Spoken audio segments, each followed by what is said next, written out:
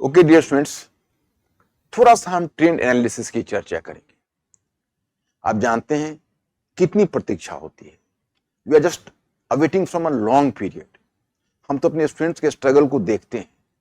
कई बार तो हम उनको डाइवर्ट करने की कोशिश करते हैं कि यार अभी से प्रीलिम्स के लिए क्यों टेंशन करते हो। और मैं उनको कहता हूं कि देखिए ऐसा है कि आप मेंस का प्रिपरेशन करिए और मेंस के बीच ही प्रीलिम्स साथ ही साथ आप प्रिपरेशन करिए, क्योंकि आप अगर अकेला मेंस का प्रिपरेशन करेंगे तो फिर प्रीलिम्स में आपको प्रॉब्लम हो जाएगी। तो मेरा अपना मानना होता है कि अगर आप मेंस रूपी जाल फेंकते हो तो प्रीलिम्स रूपी मछली फंसती है। Whenever you are going to throw your net and the proper net of the fish net of the mains preparation, then you are going to catch up the fish of prelims. तो मेरा अपना principal कुछ और है and then I am always trying to educate my students on this basis. तो चलिए question paper हम देखते हैं। तो क्वेश्चन पेपर देखने के बाद लगता है कि जो एक्सक्लूसिवली प्रीलिम्स के लिए पढ़ते होंगे वो कम से कम इस पेपर में उनको 30% क्वेश्चन 40% क्वेश्चन, और जिसको आप फैक्चुअल क्वेश्चन भी कहते हो, जो आपको लगता है कि इंफॉर्मेशन बेस्ड क्वेश्चन है, एक्चुअल में इंफॉर्मेशन बेस्ड क्वेश्चन होता नहीं। क्यों? वो है तो क्वेश्चन इंफॉर्मेशन बेस्ड लगता है, लेकिन उसका प्रिपरेशन अगर करना हो, अगर हम इंफॉर्मेशन टू इंफॉर्मेशन टारगेट करें तो वो क्या कर सकते हैं कि उसको रात में जुगनू पकड़ने के बराबर है। जैसे पता चला कि हम 5-10 जुगनू को पकड़े तो 150 और उड़ते हुए निकल गए। तो we can not target the informations, otherwise that will just result into a big fiasco in the examination.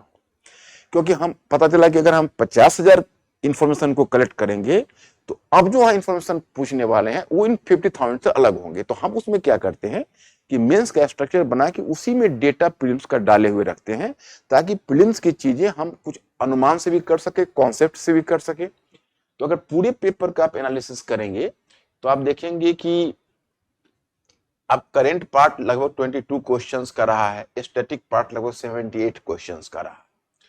और अगर आप ओवरऑल देखेंगे तो आपको it appears to be an even distribution. Question का डिस्ट्रीब्यूशन लगभग इवन रहा है, मतलब ज्यादा रैशनल रहा है। जैसे आप यहां पढ़ लीजिए तो आपको देखने में लगता है कि अब पॉलिटी एंड आईआर है, तो इसमें लगभग 16 क्वेश्चंस है पॉलिटी के, 3 क्वेश्चंस है आईआर के। ज्योग्राफी का क्वेश्चंस है तो ये लगभग आप मान सकते हैं कि 18 to 20, इसलिए मैं कह रहा हूं कि 20 यहां हमने दिया है, लेकिन कुछ क्वेश्चन इकोलॉजी एनवायरनमेंट और ज्योग्राफी जी, कुछ क्वेश्चन होते हैं बड़ा इंटीग्रेटेड होता है, उसमें एक वाटर टाइट कंपार्टमेंट खींचना बहुत मुश्किल हो जाता है। ये इस सब्जेक्ट का है, वो दूसरे सब्जेक्ट का है।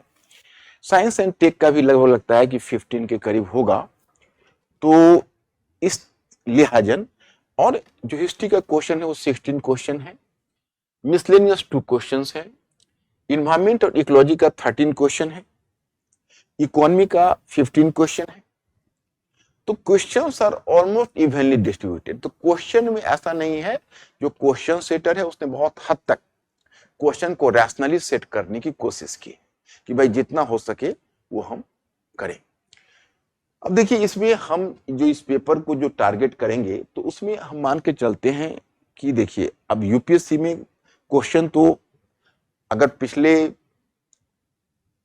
पिछले साल से 3 वर्ष पहले तक, यानी starting from 2021 coming to 2022 2023, we are going to make a comparative study. We come to realize that initially for 3 years 2021 22 and 23, the questions are really, you can say, the too much challenging, and it gives some sort of horrific experience to the students.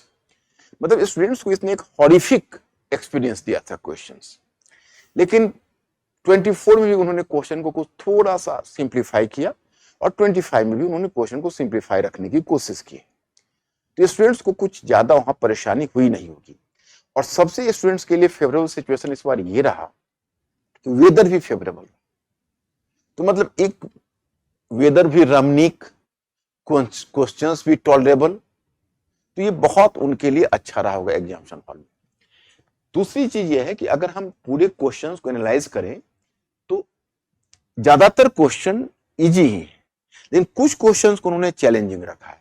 और खास के जो बहुत सारे ऐसे papers हैं जिसमें current का बहुत बड़ा रोल है, तो उसमें उन्होंने जानबूझ के एक दो चॉइस स्टैटिक रखा है, एक दो करेंट। अगर स्टैटिक बच्चे चॉइस पढ़ेंगे तो बड़ी खुश हो जाएंगे कि अरे यार क्वेश्चन तो इजी है, लेकिन अगला चॉइस पढ़ेंगे तब उनको कंफ्यूजन होना शुरू होगा कि अरे भाई ये तो मेरे कोई इन्फॉर्मेशन नहीं। ये उनकी एक ट्रिकी, मतलब उनकी पॉलिसी रही है कि question should be tricky in nature, कि आपको थोड़ा भी अगर मिसकैलकुलेशन हो तो क्वेश्चन गलत हो जाएगा।